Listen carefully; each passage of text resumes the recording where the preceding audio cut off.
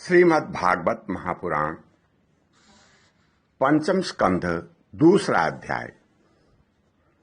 इस अध्याय में आप सुनेंगे आग्नेय चरित्र। श्री सुखदेव जी कहते हैं, पिता प्रिव्रत के इस प्रकार तपस्या में संलग्न हो जाने पर राजा आग्नेय उनकी आज्ञा का अनुसरण करते हुए जम्बूद्वीप की प्रजा का धर्मानुसार पुत्रवत पालन करने लगे। एक बार वे पितृलोक की कामना से सपुत्र प्राप्ति के लिए पूजा की सब सामग्री जुटा करके सुर सुंदरियों से क्रीड़ा स्थल मंदरांचल की एक घाटी में गए और तपस्या में तत्पर होकर एकाग्र चित्त से प्रजापतियों के प्रति श्री ब्रह्मा जी की आराधना करने लगे।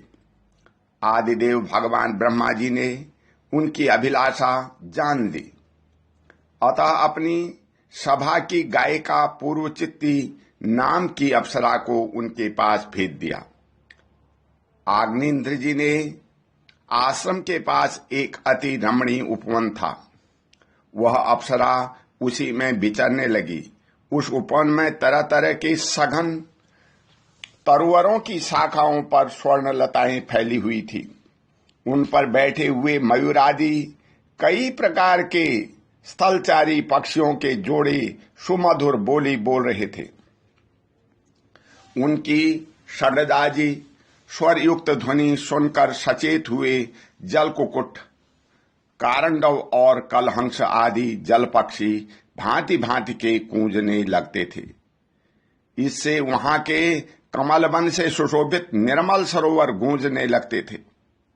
पूर्व चित्ती की विलासपूर्व सुललित गतिविधि और पाद विन्यास की शैली से पद पद पर उसके चरण नूपुरों की झनकार हो उठती थी।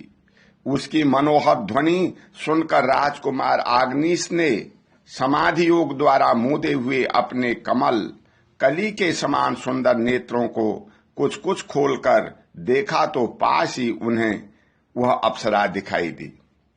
वह भ्रामरी के समान एक एक फूल के पास जाकर उसे सूंघती थी तथा देवता और मनुष्यों के मन और नयनों को आह्लादित करने वाली अपनी विलासपूर्ण गति, क्रीड़ा, चापल्य, लज्जा एवं विनययुक्त चितवन, सुमधुर वाणी तथा मनोहर अंगावयवों के से पुरुषों के हृदय में कामदेव के प्रवेश के लिए द्वार सा बना देती थी।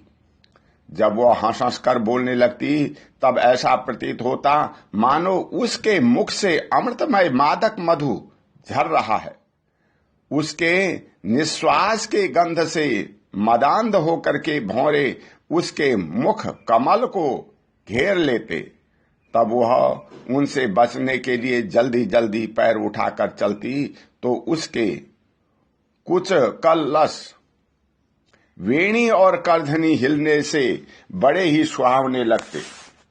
यह सब देखने से भगवान कामदेव को आग्नेय के हृदय में प्रवेश करने का अवसर मिल गया और वे उनके अधीन होकर के उसे प्रसन्न करने के लिए पागल की भांति इस प्रकार कहने लगे,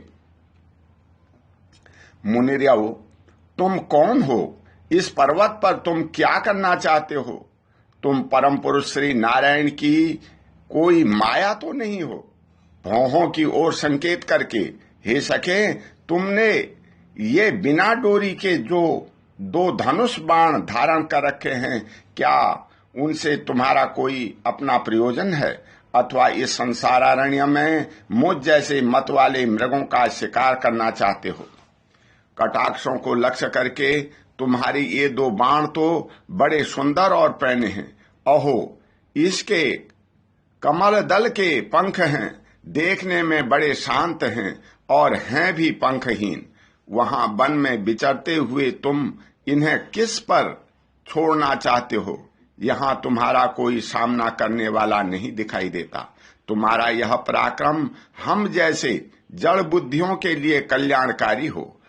भौरों की ओर देखकर भगवान तुम्हारे चारों ओर जो ये शिष्यगण अध्ययन कर रहे हैं, वे तो निरंतर रहस्ययुक्त सामगान करते हुए मानो भगवान की स्तुति कर रहे हैं, और ऋषिगण जैसे वेद की शाखाओं का अनुसरण करते हैं, उसी प्रकार ये सब तुम्हारी चोटी से झड़े हुए पुष्पों का सेवन कर रहे हैं। नूपुरों के शब्द की ओर संकेत करके, हे ब्राह्मण, तुम्हारे चरण रूप पिंजरों में जो तीतर बंद हैं, उनका शब्द तो सुनाई देता है, परंतु रूप देखने में नहीं आता। करधनी सहित पीली साड़ी में अंग की कांति की उपेक्षा कर तुम्हारे नितंबों पर यह कदम कुसुमों की सी आभा कहां से आ गई? इनके ऊपर तो अंगारों का मंडल सा भी दिखाई देता है, किंतु तुम्हारा वल्कल वस्त्र कहां है? हे द्विजवर, तुम्हारे इन दोनों सुंदर सींगों में क्या भरा हुआ है? अवश्य ही इनमें बड़े अमूल्य रत्न भरे हैं। इसी से तो तुम्हारा मध्य भाग इतना कृश होने पर भी तुम इसका बोझ ढो रहे हो। यहां जाकर तो मेरी दृष्टि भी मानो अटक गई है। और हे सुभग, इन सींगों पर तुमने यह लाल लाल लेप सा क्या लगा रखा है?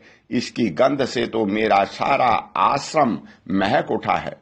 हे मित्रवर, मुझे तो तुम अपना देश दिखा दो, जहां के निवासी अपने वक्षस्थल पर ऐसे अद्भुत अवयव धारण करते हैं, जिन्होंने हमारे जैसे प्राणियों के चित्त को शुद्ध कर दिया है, तथा मुख में विचित्र हाव भाव, सरस भाषण और अधरामृत जैसी अनूठी वस्तुएं रखते हैं।